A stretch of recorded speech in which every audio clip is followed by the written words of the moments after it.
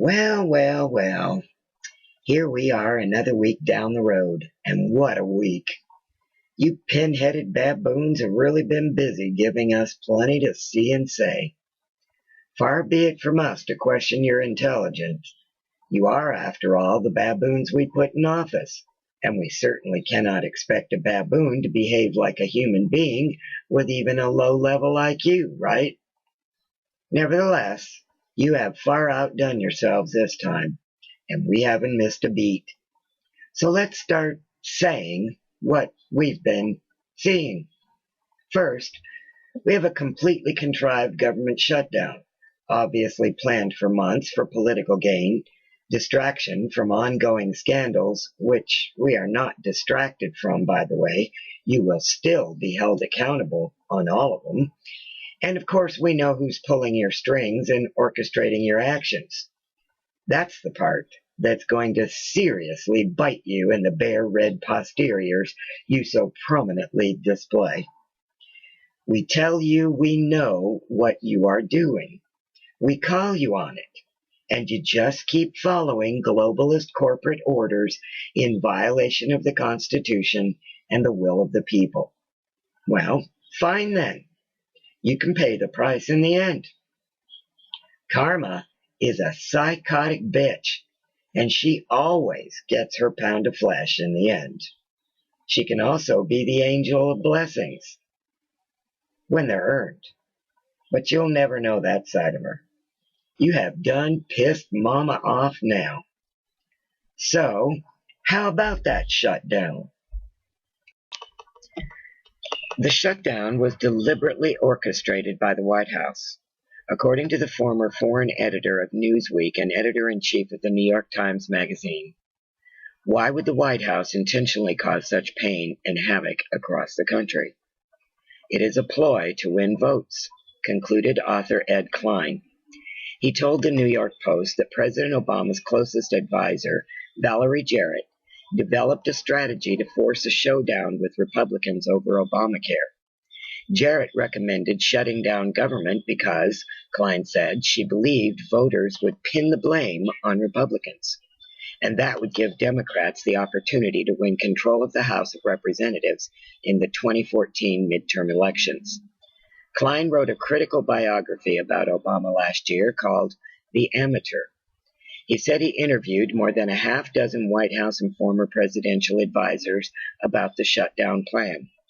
Think you know the real Barack Obama? You don't. Not until you've read The Amateur. He called Jarrett the architect of the strategy of refusing to negotiate with Republicans over Obamacare. She convinced the president that a government shutdown and default offered a great opportunity to demonize the Republicans and help the Democrats win back a majority in the House of Representatives in 2014, he explained. Valerie also came up with the idea of using the words hostage and ransom and terrorists against the Republicans. He said Jarrett's advice to Obama was, do not cooperate one iota on Obamacare. Don't give an inch. Let the Republicans stew in their own juice, Klein added. Republicans walked into a trap set up by Valerie Jarrett and President Obama. Smoking gun. Representative Louis Gohmert, Republican of Texas, believes there was evidence in plain view that the administration planned the shutdown in advance.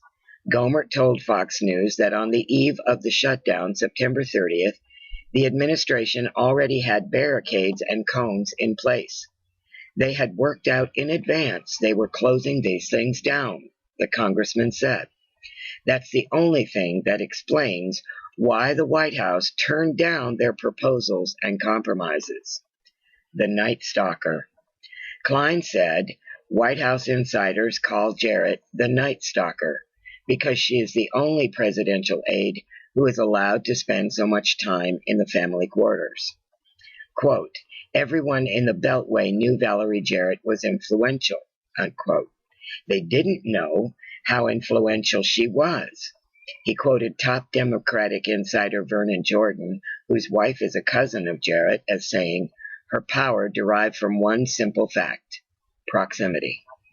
No one except Michelle Obama is closer to the president than Valerie. The White House has not commented. Of course, at the end of the day, Obama will take the blame, simply because of his blatantly obvious efforts to punish the entire country because we aren't getting in line with his communist agenda and your global corporate cabalist masters' orders. We aren't about to let you disarm us. We aren't about to sit still for Obama's silly private army assaulting us. We aren't about to roll over and play dead for the UN troops he's brought in to deal with us after he declares his martial law. As far as we're concerned, the 40 or so million couch potato, brain dead, entitlement junkie Obamanites who will blindly take the bait and act like a bunch of rabid dogs when they don't get their freebies are to us what our equally brain dead, indoctrinated law enforcement officers are to you. Cannon fodder. Good riddance. When you make your move against them, you're doing us a great big favor. Make no mistake, baboons. Patriotic Americans willing to defend this great nation, our rights, and our children's future are not a minority. So now your silly attempt at distraction and political posturing is over. But the tantrum and setup from the disgusting brat in the White House is not, is it? Gee, what was that little stunt you all pulled off with the EBT cards last weekend? Well now, Congress, all of you, especially you Democrats and rhinos, are busted again. It's not just Obama. Media blackout. Obama has ordered states to stop food stamp benefits next month. On October 11th, the U.S. Department of Agriculture issued a very troubling internal memo to food stamp program directors in all 50 states. The memo states, according to the information we have received, several states provide the next month's issuance files as early as the 15th of the month. With that in mind, understanding the operational issues and constraints that states face, and in the interest of preserving maximum flexibility, we are directing states to hold their November issuance files and delay transmission of state electronic benefit transfer EBT vendors until further notice. Of course, the mainstream press has thus far refused to report this incredible and potentially devastating news. It would not only be devastating for millions of families, but could spark civil unrest and widespread riots, the likes of which this nation has never before seen. Just last weekend, the EBT system went down for about 15 hours, and grocery stores across the country reported shelves being cleared, tremendous amounts of shoplifting, and general chaos. Just how dependent has this nation become on the food stamp program? In November 2008, when Obama was elected, there were 30.8 million Americans on food stamps. However, by the end of fiscal year 2011, there were 46.2 million Americans receiving food stamps, a 50% increase. The latest figure from the Department of Agriculture reports that 47,692,896 are now receiving food stamps. On April 25th, CBS News reported the latest available data from the United States Department of Agriculture shows that a record number of 23 million households in the United States are now on food stamps. The most recent statistics from the United States Census Bureau from December 2012 puts the number of households in the United States at 115,310,000. If you divide that by 23,087,866, that equals 1 out of every 5 households now receiving food stamps. Of course, Obama does not have to cut off food stamp recipients, regardless of whether or not the partial government shutdown had continued, or even if Congress failed to raise the debt ceiling. It is simply another shameless act by a president turned dictator attempting to inflict the most pain on Americans so that he can then blame the pain on the Republicans. However, this act goes far beyond shuttering open air monuments or the childish act of removing the buttons from hundreds of public water fountains. This will literally take the food from the mouths of millions of Americans, many of whom have been forced to go on the dole thanks to the equally childish and disastrous economic policies of the Obama administration. While Xerox, the company which actually manages EBT accounts, claimed that their system failed on Saturday due to a glitch which occurred while a system test was being performed, this latest development casts serious doubt on that narrative. The so-called glitch was undoubtedly part of a test, but not one of an IT nature. It was more than likely a test ordered by the Obama administration to see how people would react when they could not purchase food for their families. Considering the recent massive arms buildup by the Department of Homeland Security, this may become just the right crisis Obama will use to declare martial law. If the administration goes through with this plan, Obama will be solely responsible for taking the food from children's mouths, as well as for the ensuing looting and violence which will likely follow. How are people supposed to behave when the system that feeds them suddenly shuts down? And that is exactly what Obama is counting on. I will add to that article by saying the signs for martial law are now printed, ready to be posted, and being transported across the nation. This is another way to force violence and chaos so that Obama can proclaim martial law and declare himself dictator, thus never leaving office. You had better wake up, America, after you prepare for the shortage of food that many of you are going to experience come the middle of November. And what else are we seeing? Well, we've all heard about Obama's firing of the two top military personnel in charge of our nuclear arsenals recently, and the very many others he has effectively gotten rid of within our military. So just what exactly is he up to? Well, some information which will not be shared via our news media is shared via European media. I'm going to read the following article. Obama ousts top officers after nuke explodes in ocean instead of Charleston.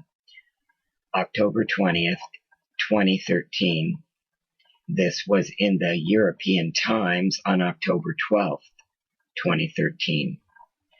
A shocking new Main Intelligence Directorate, GRU, report circulating in the Kremlin today states that President Barack Obama, while in a rage, ousted 4 of the United States' top-ranking military officers after they refused to detonate a nuclear device in or near Charleston, South Carolina, this past week, and instead exploded it off the Atlantic coast. According to this report, Strategic Missile Forces Command notified both President Putin and the General Staff this past Tuesday, October 8th, that at 1:58:11 GMT UTC, an atomic device was exploded in the seabed off the U.S. Atlantic Ocean, barely 1,000 kilometers or 620 miles from Charleston, causing a 4.5 magnitude earthquake measurement that SMF experts equate to being a 1 kiloton yield, which is equal to the power of 1,000 tons of TNT. This report notes that SMF experts are able to differentiate an earthquake from an atomic blast in that in the former, the ground starts shaking slowly as plates slide against each other. And I will insert right here, I grew up in California. I've lived through a lot of earthquakes. That's absolutely accurate. And then the seismic activity slowly picks up as the ground really starts to move. In an atomic explosion scenario, however, the initial blast is extremely powerful, and the subsequent shaking of the ground grows progressively less severe, as was the case with the October 8th blast.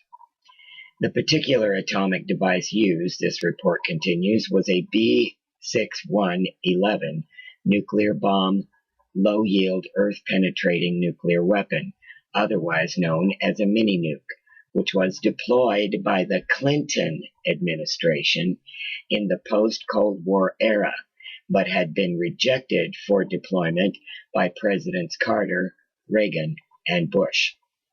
The B6111 can penetrate and detonate below the Earth's surface, creating a massive shock wave capable of destroying underground targets.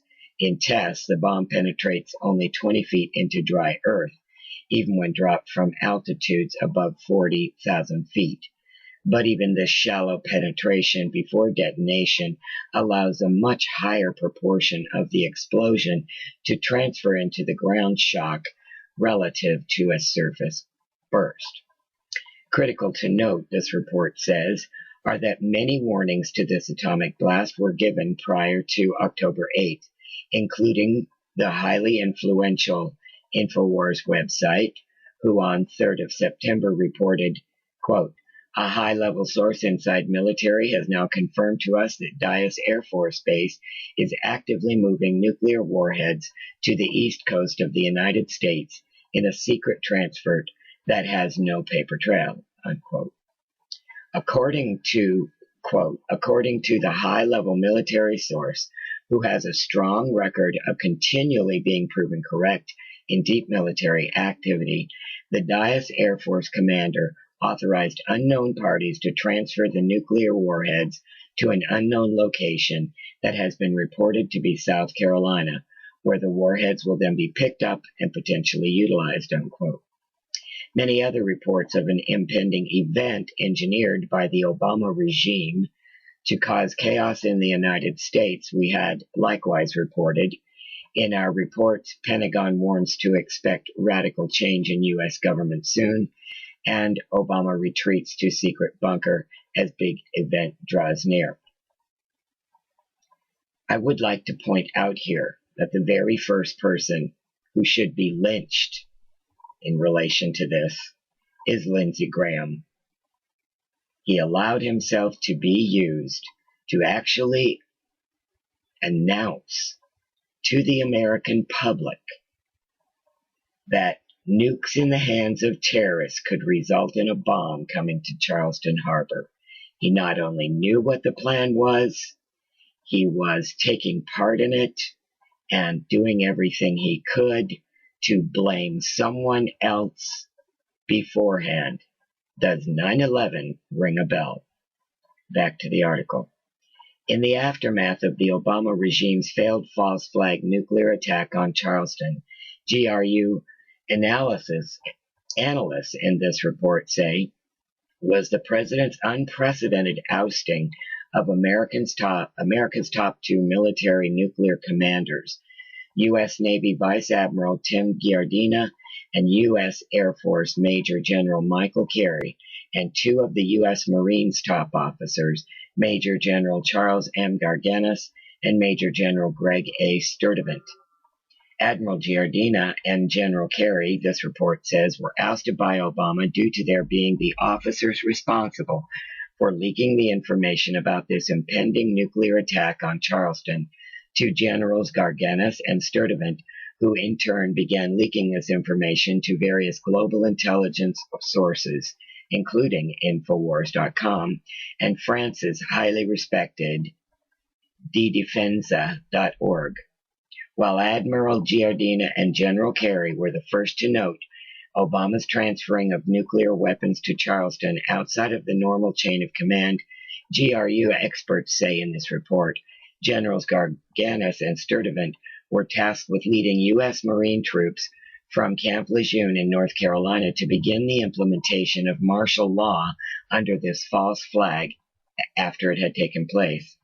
Equally important to note, this report continues, is that a further warning of this Obama regime false flag attack on Charleston was given this past August by South Dakota Senator Sheldon R. Songstad, who warned of the unprecedented actions being taken in FEMA Region 3, which includes Washington, D.C., in preparation for it, and included 9-week training course for UN peacekeepers in CONUS to learn urban warfare, English, and U.S. weapon systems beginning the fourth week of July for 386,000 troops to be completed by October 1st. 11 million in antibiotics to be delivered to FEMA Region 3 by October 1st, ordered by CDC. FEMA purchase orders for over 14.2 million for MREs and heater meals to be delivered to Region 3 by October 1st. FEMA purchase orders for 22 million pouches of emergency water to be delivered to Region 3 by October 1st. FEMA purchase orders for 13.6 million of MREs and heater meals to be delivered to Austin by October 1st. 2,800 MRAPs must be delivered to DHS by October 1st. U.S. Senator Lindsey Graham further warned South Carolinians about the threat of a terrorist nuclear attack on the same day that Infowars.com warned that the high-level military intel revealed to them that nuclear warheads were being shipped to South Carolina from a major Texas Air Force base under an off-the-record Black Ops transfer. While the predictable U.S. propaganda media organs loyal to Obama have reported that these military officer firings were due to incompetence, gambling issues, and maybe alcoholism, this GRU report notes that these pathetic excuses are too beyond belief to give credence to, as these four distinguished officers were beyond reproach and held the highest security clearances anyone could hold in the United States. Even though this report doesn't speculate on what Obama's next move will be after his failure to nuke Charleston, it does grimly note that the former presidential candidate and U.S. Congressman Ron Paul has added his voice this week to those warning the American people of an impending state of martial law and economic collapse being engineered around them.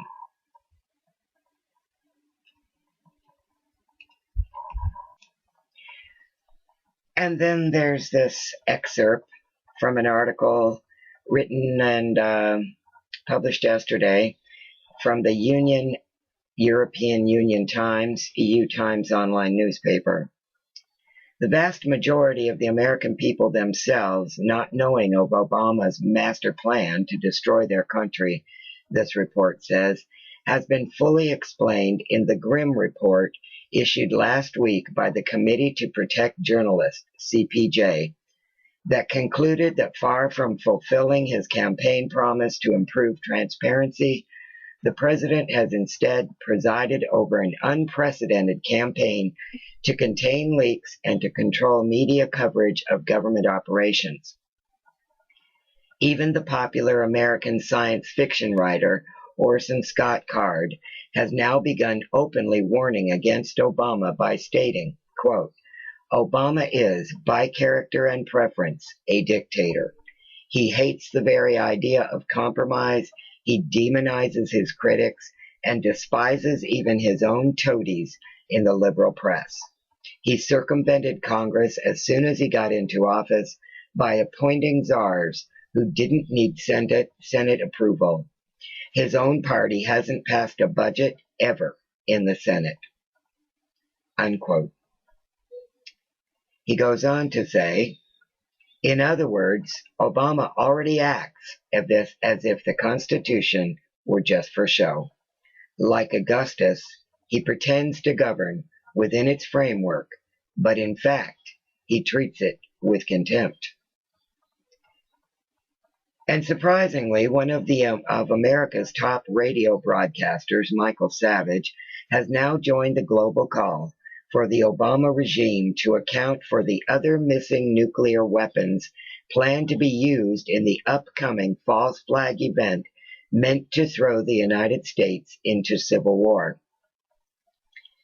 As to Russia's response to this growing American crisis, this MOD report concludes last week's SMF firing of the Topol ICBM that can pierce any anti-ballistic missile ABM system, combined with the nuclear submarines now patrolling the southern seas for the first time since the Soviet era, have now given the Obama regime a stark warning that should their civil war begin to impact the motherland, a strong and immediate response should very well be expected.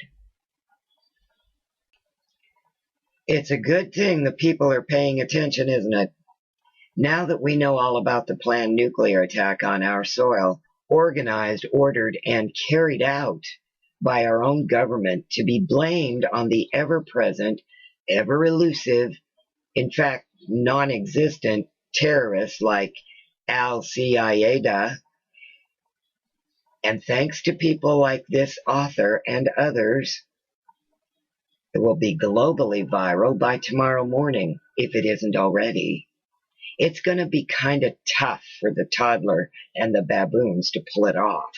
And what a crying shame that you also won't get to provide the elite puppet masters with their demand for World War III. The greatest rub for you is that we also know that we, the American people, the patriots, the Tea Party, the militia, the honorable among our military, the baby boomers, the young we've taught the truth in spite of your dumb education system, are the biggest and the final great barrier to your new world order, and the rest of the world is counting on us to stop it. Guess what, baboons? We the people are up for it. You might think that's all we have to say about now, but there are a couple of more things to cover. Let's start with just who is running things, who Obama really is, who his father really is, and just exactly where Valerie Slumlord Mafia Queen Jarrett fits in it all. The puppet masters are also puppets. The following article came to me yesterday via email. When Frank Marshall Davis was in Chicago in the 1940s, he hooked up with every communist front group under the sun, and there were tons of them. One of the worst was the American Peace Mobilization, which Congress correctly identified as one of the most seditious organizations which ever operated in the United States. One of the most notorious and blatantly communist fronts ever organized in this country. This group in 1940 pushed to keep America out of the war against Hitler. Why? Because at that point, Hitler had just signed an alliance with Stalin. American communists, being loyal Soviet patriots with a sworn allegiance to the USSR, always backed Stalin. It's a long story, but Frank Marshall Davis worked with this front group, and the 1944 congressional report listing his involvement also lists the involvement of a fellow Chicagoan named Robert Taylor. Taylor was the grandfather of Valerie Jarrett. Breitbart.com reported this was actually Valerie Jarrett's grandfather. He worked on this front group with Frank Marshall Davis, Obama's mentor. Yes, and that's not the end of it. Taylor also served with Davis on the Chicago Civil Liberties Committee, another communist front whose members cloaked themselves as civil rights crusading progressives. Both Taylor and Davis jointly served on the board together, meaning they were major players. And there's another Jarrett connection in this. Both Taylor and Davis knew another Chicago leftist, Vernon Jarrett. Vernon Jarrett and Davis teamed up on the small publicity team of the communist-controlled Packing House Workers Union. Incidentally, Frank Marshall Davis publicly wrote a column calling for the nationalization of the meat industry. Vernon Jarrett ultimately became Valerie Jarrett's father-in-law.